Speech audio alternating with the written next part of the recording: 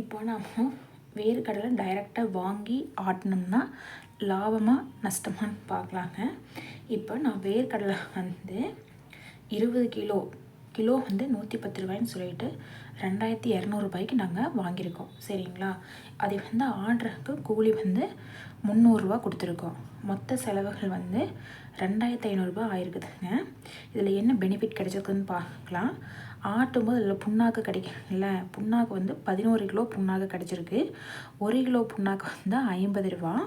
அப்படின்னா நம்மளுக்கு அதில் வந்து 550 ரூபா ஒரு பெனிஃபிட் கிடைச்சிருக்குதுங்க. அடுத்தது எண்ணெய் வந்து 9 லிட்டர் எண்ணெய் தான் கிடச்சிருக்கு. இதே வந்து வெயிலில் காய வச்சு ஆட்டியிருந்தால் இன்னும் 1 லிட்டருக்கு சேர்ந்து கிடச்சிருக்கும். நாங்கள் அது பண்ணல. இப்போ வந்து மார்க்கெட்டில் வந்து எண்ணெய் வந்து 250 இருந்து 350 400 அப்படியெல்லாம் விற்கிதுங்க. நான் வந்து மினிமம் அமௌண்ட்டு 250 ரூபா போட்டேன். 9 லிட்டருக்கு 2250 ரூபா கிடச்சிருக்குதுங்க.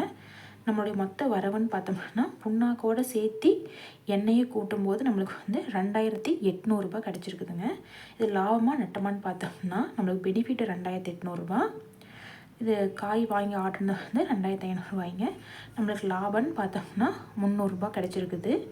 சரிங்களா? அதாவது நம்மளுக்கு பார்த்திங்கன்னா மொத்த ப்ராஃபிட் வந்து 300 ரூபா கிடைக்குதுங்க.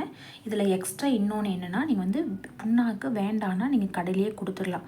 கொடுத்துட்டிங்கன்னா உங்களுக்கு அதுலேயே ஒரு ப்ராஃபிட் கிடைக்குங்க. உங்களுக்கு வந்து இதில் எது வந்து பெனிஃபிட்டாக இருக்குதோ அதை நீங்கள் பண்ணிக்கலாங்க. இதில் வந்து கண்டிப்பாக எண்ணெயை நம்ம வேர்க்கடலை வந்து டைரெக்டாக நம்ம வாங்கி ஆட்டும்போது கண்டிப்பாக அது ப்ராஃபிட்டு தாங்க.